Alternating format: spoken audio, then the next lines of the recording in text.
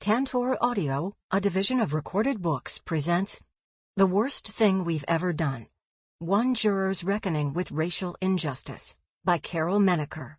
Narrated by Nan Mcnamara. Not everything that is faced can be changed, but nothing can be changed until it is faced. James Baldwin. 1. 6 days. For 6 days in June of 1976, in a Spartan, Philadelphia courtroom, African-American prison inmate Freddy Burton was standing trial for the murders of 2 white prison wardens. Dressed in an ill-fitting sports jacket suitable for a funeral, Freddy sat nearly motionless in the stiff wooden chair at the long defense table, his dark face lit only by the harsh glare of the courtroom's fluorescent lights, his soft hands clasped as if in prayer on the table in front of him. I don't recall him ever speaking to anyone. For those same days, I sat in another stiff wooden chair in the jury box with 11 others. The 12 of us were there to decide Freddy Burton's fate. As each witness placed a hand on a Bible and told his truth about what happened the day the wardens were massacred, I was watching Freddy Burton's face, his somber eyes and lifeless lips. I was watching for a sign, any sign, that he may not have done the horrible things he was accused of, looking for clues that would tell me how in the world young Freddy Burton got himself into so much trouble. If the clues were there, I didn't see them. I couldn't see them. Maybe it was because I was only 24 years old, or maybe it was because I was white and privileged. 2. Summoned. The January air is crisp, the sun bright, the sky pristine and cloudless, a color blue I've only seen in California. From a drone overhead, the ground below must look like slithering snakes with fluttering pink scales inching forward in every direction along the side streets of the Capitol Mall. The pink scales are actually the heads of thousands of pink pussy-hatted men, women, and children, bobbing along as they walk toward the Sacramento State Capitol on 10th Street. On the ground, the mood is county fair festive, but there is no Midway with corn dogs or sticky cotton candy or deep-fried Oreos, and there are no spinning Ferris wheels or 4-H teens tending their blue-ribbon pigs and goats. Instead, sprouting among the pink pussy-hatted heads are thousands of handmade protest signs in every size, shape, and color, announcing to the world why we are here. It's 2017. My partner, Jerry, and I have driven the 60 miles to California's state capitol to exercise the insurmountable shock we feel at the election of Donald Trump. I, in particular, am here to also share my indignation that America missed its first real chance to send a woman to the White House. The dense, like-minded crowd is close and comforting, like one giant family. 3 nights ago, I was putting the finishing touches on my own pink hat with tiny ears.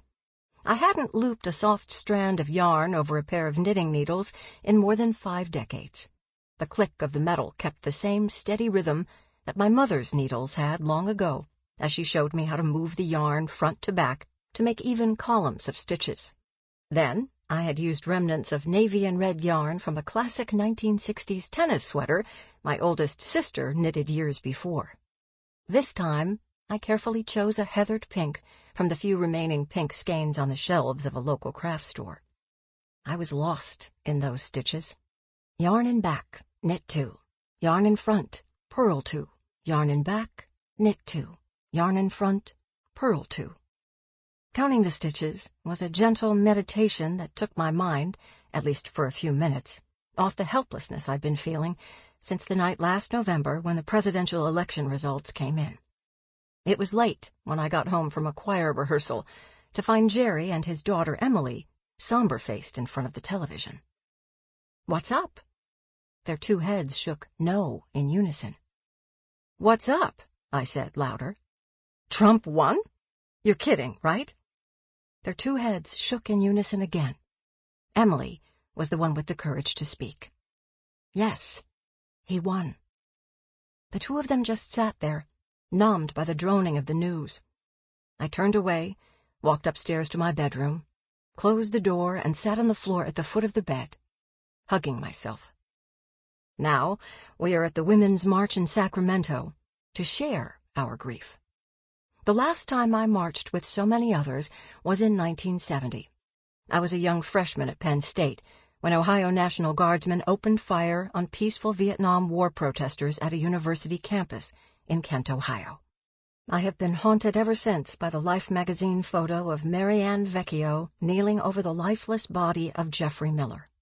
Jeffrey was one of 4 students senselessly killed that day. 9 others were wounded.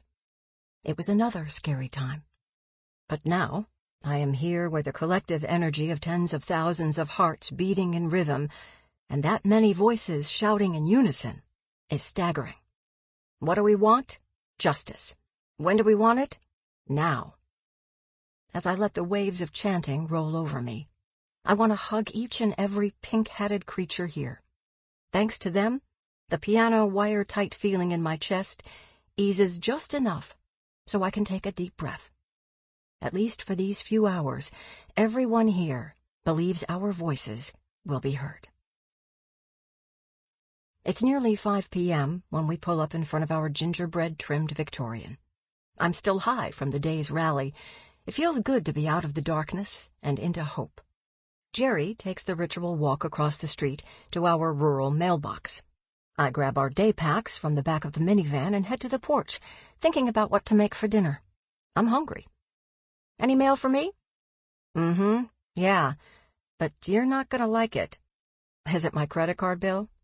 Nope. I cringe. Okay, is it the electric bill? The monthly electric bill, with the month-to-month, year-to-year bar charts of our usage, was always a source of contention between Jerry and me. In his mind, there was a direct correlation between the charges, whatever they were, and the degree to which we failed to conserve. We just didn't seem to be able to agree on how green was green enough. Though I hesitated to be direct about it, I resented the idea of giving up my modest needs for personal comfort to be any greener than I was. Nope, not the electric bill. Then it has to be the IRS. Nope. As I set our bags on the floor inside the front door, he handed me a mid-size self-mailer. The return address was the Nevada County Superior Court. Printed within a red stripe across the middle of the mailer, in oversized bold capital letters, were 2 words. Jury summons. Fuck. Every jury summons that arrived in the mail in every county, in every state I lived in, from West Virginia to Florida to Illinois to the great state of California, was like a spot fire on a grassy hillside. There was no single piece of mail that triggered more dread, and Jerry knew this. With the arrival of each summons, the innate instincts of fight or flight exploded in my chest. There had to be a way out, and since I hated any kind of confrontation, it would have to be flight.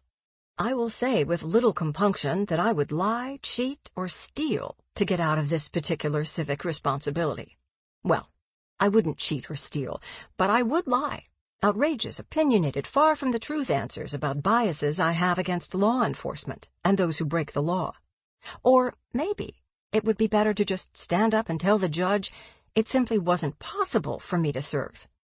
Your Honor, I would say, I believe I met my lifetime commitment to jury service in 1976 when I was sequestered for 21 days in the trial of a bloody double homicide inside one of Pennsylvania's most infamous prisons. 2 white wardens dead, 2 black inmates convicted of murder. Forgive me, Your Honor, if this sounds unpatriotic, but I have no intention of anteing up again. 3. Flight. The small 10 by 12-foot dining room in our house is the hub of our lives in the Sierra foothills of California. Jerry and I sit across from each other, and each of us owns our side of the smooth cherrywood dining table that Jerry built more than 30 years ago. The piles on my side are generally in neat stacks. Unpaid bills, unread catalogs, often a book or two, and a 7-day pill organizer I thought only old people used.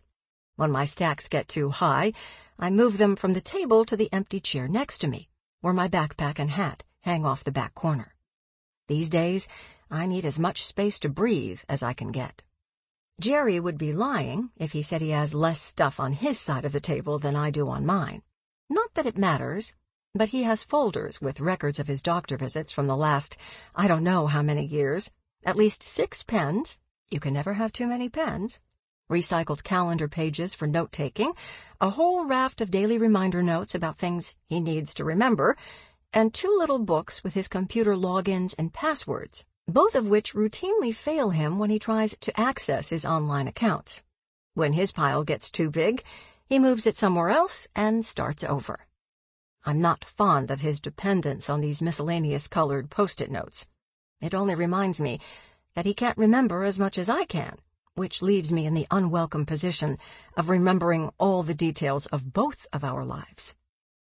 We eat most of our meals at this table. At breakfast, over a healthy bowl of oatmeal with fruit and nuts and steaming cups of coffee, we orient ourselves to the day. Jerry reads the newspaper or newspapers online. I check my email and get the day's look at pictures of Jackson, my grandson, who lives in too hot, too far away South Florida, 3,000 miles from Northern California. On this particular morning, I feel smothered by the detritus of our lives. I'm still troubled by yesterday's ominous arrival of the jury summons. You're not a kid anymore, I tell myself. This is a no-brainer. Just put it on your calendar and do it. Besides, what are the odds that there will be a murder case in rural Nevada County, California, population less than 100,000, or that I will, for the second time in my life, have the misfortune of winning the Juror lottery? There was the possibility of rescheduling if I had a conflict on my calendar. You got one shot at that according to the information on the summons. A few quick keystrokes to my calendar nixed that. Other than my regular yoga class and the Tuesday morning ride with the local cycling group, nada. I feel momentarily embarrassed at how little purpose there is to my life since I retired. I wonder if there's someplace online I can check the calendar of hearings, I say out loud and half to myself. I am in dire need of moral support if I have to face jury duty again alone. Huh, Jerry murmurs, without ever taking his eyes off the latest copy of the AARP magazine. There must be a public calendar of the scheduled hearings at the courthouse, I say, slower and louder. I need to see what's scheduled for the date of my summons. You know, they can still call jurors even if there are no scheduled hearings. That's when you get the real pass. I know better than to try to divert Jerry's attention from the morning newspaper. Though a lot is shared in the hour or so before we activate our daily schedules, little is retained, unless, of course, it's written on a Post-it to-do list. Never mind. This time I'm muttering to myself. I start pecking through the county courthouse website to find a listing of the trials. Fuck! You are not going to believe this! This time I am not talking to myself. The week of my summons there is actually a murder trial. It's from a murder a few years ago. Some guy in Truckee killed his girlfriend and threw her body over the Rainbow Bridge in Tahoe. Holy crap! What? This is an absent-minded, disinterested what that says, I think I'm supposed to be listening, but I have no idea what she's ranting about. I slow my words and turn up the volume so they will register. The week of my summons, there is a murder trial on the schedule. That settles it. I'm going to take my one chance at a get-out-of-jail-free card and at least reschedule. One murder trial in a lifetime is enough. Resolute, I complete the request form for rescheduling, refold the summons mailer, carefully attach an American Flag Forever stamp right side up, and walk it to the mailbox for the carrier to pick up on his daily route. Flag up. Done. It turns out to be a busier day than most. We have invited friends for dinner, and there is shopping to do. And we must create some order out of the piled high dining room table so that 6 people can sit at it and enjoy an uncluttered meal. Ah. The stories I tell about my jury service have never included the grit of the murders, or the life sentence without parole the judge handed down to the defendant. Instead, It is the experience of the sequestration that feeds the narrative. The tedious food at the hotel restaurant. The 12 of us marching in formation to and from the courthouse and on field trips. Yes, field trips. Then there was Cheryl Ann Russo, juror number 3, from Philly's Fishtown neighborhood. No day of that dreadful sequestration went by without Mrs. Russo tearfully telling the saga of her homemade pasta sauce. The large cans of San Marzano tomatoes she bought on sale at the Acme. The garlic and onions and fresh basil and oregano. Cheryl wept her way through each step of her preparation. Sauté the onions and garlic, smash the San Marzanos with the back of a wooden spoon, then simmer it for hours with handfuls of fresh basil and oregano. All to make the perfect marinara for her husband, who, she told us, would starve to death without her home cooking. I don't talk about the defense attorney's braggadocio, or his slimy half-smoked cigar balanced on the low wall between the defense table and the observers. I don't talk about the Oscar-worthy testimony of the defendant's fellow inmate, who shamelessly pronounced that he alone stabbed the 2 wardens to death. And I don't talk about the fear and frustration I felt every single one of the days I was sequestered. Jerry can testify that I've mastered the telling of those stories. For him, it's like a television rerun. He knows the story and most of the punchlines, and just where an audience of dinner guests is likely to laugh. Given the arrival of my summons, it was no surprise that the subject of jury duty was top of mind when the dinner guests arrived. As we lingered over my own homemade lasagna and sipped decent red wine, I told my stories and got my laughs. At the end of the evening, our guests left with full stomachs and high spirits. Jerry was at the sink sloshing soapy water around in the pasta pot, while I picked through a steep pile of plastic deli containers for the leftover lasagna. As I snapped the lid onto a container, I realized something that hadn't occurred to me for all the years I'd been telling my jury duty story. When I tell those stories about what it was like to be on that jury, how come no one ever asks about the guy who went to prison? I don't know. It always seemed like the story was about you. I gave him a squeeze around the waist before he could hand me the dripping wet pot to dry. That's really bad, isn't it? That I never talk about him. I have no idea what his story was. He never testified. I guess he's still in jail somewhere, or maybe he's dead. That was a long time ago. It's 3 a.m. Our spoiled cat, Lucy, has suctioned all her 13 pounds to the space at the foot of our bed. I can't move my feet without disturbing her, and I know she has no intention of moving from whatever dreamland she's in. My mind is racing. I'm thinking about that question I asked Jerry over the soapy lasagna pot. Why hasn't anyone ever asked about Freddy Burton when I tell my jury duty story? In all these years, I haven't spent a single minute wondering who Freddy Burton was before he was arrested, indicted, and convicted of murder. I try to imagine the house he grew up in. Was it a duplex on a tree-lined street, like the house I grew up in, or an apartment in Philadelphia's low-income housing? Was he in his high school plays like I was, or did he play forward on a winning basketball team, or both? What about his family, his mother? Did he have sisters or brothers, aunts or uncles or cousins? I imagine his extended family at a grand Thanksgiving dinner, passing the buttery mashed potatoes, the turkey with stuffing, and the tray of sweet ocean spray cranberry sauce sliced into perfect round ruby discs, just like we did. Did his family cry for him when he got in trouble? Were they still crying for him? I make it a habit to take early morning walks along the trails near our house before the sun has a chance to burn off the morning dew. I especially love those few weeks between spring and summer when the feather-leafed cedars and mountain maples cast lacework shadows on the road before me, and the resident red-shouldered hawk squawks loudly as it takes off overhead into the woods. From below the road, I can hear the rushing of mountain water-fed Deer Creek, where 150 years ago thousands of miners swarmed the landscape laying claim to California's gold near American Hill and Lost Hill and Champion Mines. Now, all those places are neighborhoods where people live 21st century lives. Today, my pace is sluggish, though. I'm tired from a sleepless night. As I walk alone between the filigree of shade and the bright sun on the open trail, I'm still thinking about Freddy Burton, about who I was so long ago, about who I'd become, about who he might have become if things had worked out differently. As I pick up my pace, the crunchy gravel is spinning out from under my feet. In the middle of all this natural beauty, a burning sensation rises in my chest. You think you're so damned smart. Well, if you're so smart, I shout to the ridge of the trees and the cloudless sky. Why didn't you know more? I'm desperate, and I pick up my pace to get home, where I can Google Frederick Burton. It takes me all of 3 seconds to type the 15 characters of his name into my search engine.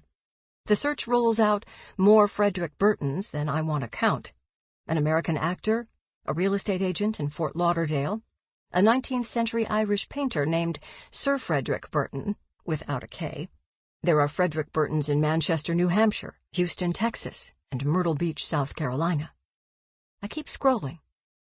On the 3rd page of results, between 2 separate entries for a Dr. Frederick Burton in Macon, Georgia, is a PDF of a court document dated September 26, 2013. It is a petition to the United States District Court for the Eastern District of Pennsylvania for a writ of habeas corpus. The petition was denied. The plaintiff was Frederick Burton. On the next half-dozen pages of search results, there are other petitions over several years. Most of them have to do with legal challenges to Freddy's first conviction in 1972 for the murder of Fairmount Park police officer Francis von Kolm. This is the conviction that landed him in prison in the first place. The petitions claim that the testimony of a key witness in that trial had been coerced by the police. In exchange for her testimony against Freddy, the petition cited, the witness was given immunity from prosecution as a co-conspirator, and Freddy went to jail with a life sentence. Maybe he shouldn't have been in jail in the first place. If he'd been acquitted of that crime, he wouldn't have even been in prison, and certainly not in the warden's office a year later when the 2 wardens were slain. More troubling, though, was a petition for a new trial in the prison murders. The petition claimed that Freddy's attorney was inebriated during the proceedings and unable to give good counsel. Holy crap! I am instantly transported back to the courtroom, to memories of what felt like his attorney bullying the witnesses. I now have to wonder if his lawyer's courtroom theatrics were really just the effect of being 2, or even 3 sheets to the wind. I'm feeling sickened by what I see. Something had gone terribly wrong for Freddy Burton, not only in the apocryphal 6 days of the prison murder trial I served on as a juror, but in the 6 years before that, when he was arrested for the Von Kolm murder. Since 1970, Freddy had filed 4 Post-Conviction Relief Act petitions and 3 federal habeases. Each and every one of them was dismissed on procedural grounds. He'd never been given a chance to make a substantive argument about his trials or the justice he believed he was denied. As I sift through link after link, the memories I stored away from 1976 start taking on subtle shades of gray.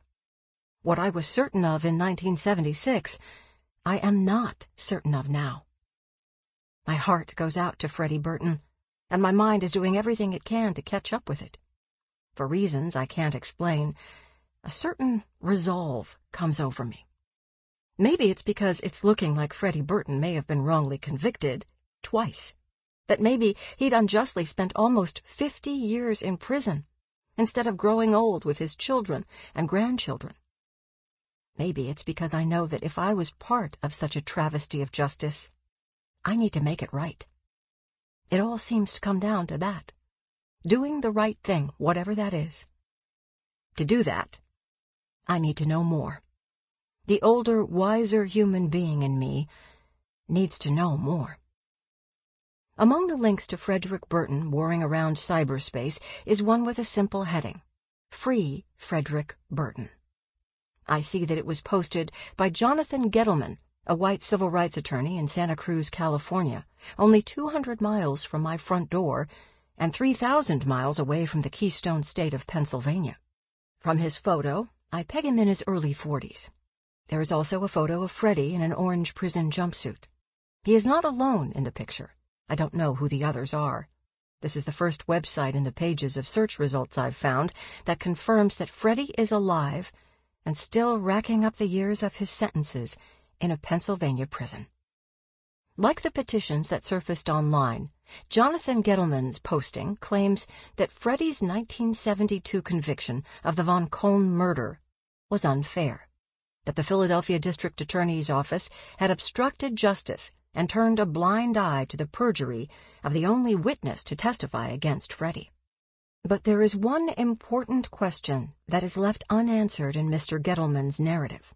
Nowhere is there a mention of Freddy's conviction in the prison murders. Let's say Gettleman is right. Let's say he is successful at getting a hearing and that Freddy's 1972 conviction is overturned. How does Freddy become free with a second conviction for the prison murders? With Gettleman so close, it's hard to resist reaching out to him. But I don't. Not right then. It's all too unsettling. Jerry pushes back when I tell him about Gettleman's claims and Freddy still being alive in prison. Let it go, he tells me. People in prison have networks on the outside, you know. I don't think it's the best idea to keep digging into this. What exactly are you trying to get at, anyway? You did the best you could at the time with the information you had. Just let it go. In his defense, Jerry is just being protective. He's worried that I might be stepping into a dangerous world. But I'm not biting. He's in jail in Pennsylvania, I fire back. Exactly how would that work? Like he's going to send a hitman to California because some old lady is looking into the murders? I don't think so. Then I say out loud words that haven't crossed my mind since I served on that jury more than 40 years before. Besides, I'm not sure Freddy actually murdered someone. I'm not sure he murdered anyone. 4. Juror number 4. It was 1976, and the city of Philadelphia was just a month away from celebrating the nation's 200th year of independence. Bicentennial fever was wildly infectious. Puppet shows and street theater and concerts were springing up in neighborhoods across the city. Thousands of street banners showcased the red, white, and blue bicentennial insignia. Even the city's fire hydrants took on patriotic colors, and millions of tourists were making the pilgrimage to Independence Hall to pay homage to the Liberty Bell. Until that moment, I was poised on the launching pad of a perfect 1970s life. The life that would blend seamlessly with my post-war 1950s childhood and my 1960s baby boomer teen years. In 1969, the year I graduated from William Penn High School, Neil Armstrong stepped onto the powdery surface of the moon. "One small step for man, one giant leap for mankind," he said. Anything was possible. 7 years later, I was a 24-year-old married college grad, running off newsletters on the mimeograph machine at a nonprofit led by some of Philadelphia's most liberal and prominent movers and shakers. We were going to turn around the city's public schools, make them accountable. Being a part of that felt honorable and right. Until that moment, I lived my life for the future. For when my husband, Mark, and I had a family, and for when we bought our rented 2-story row house on 26th Street to make our own. Everything was possible, and I had it all. But with all the city's bicentennial pomp and circumstance, and amid the vast landscape of hope I lived in, I found myself on the 14th floor of Philadelphia's Center City Holiday Inn, sitting on the lid of the porcelain commode and silently counting the 4-inch square ceramic tiles that lined the walls of the bathroom's shower. There were 486 tiles. From that, I calculated a total of 7,776 square inches, or 54 square feet of white ceramic tile. I was alone in that hotel room. The TV remote didn't work. There was no dial tone on the bedside table telephone. No room service. There was only me, at 24 years old, in the last place I wanted to be. I can't know what occupied the others in rooms along the hallway outside my door. They, too, may have been counting tiles, or lying back on their faded... Sample complete. Ready to continue?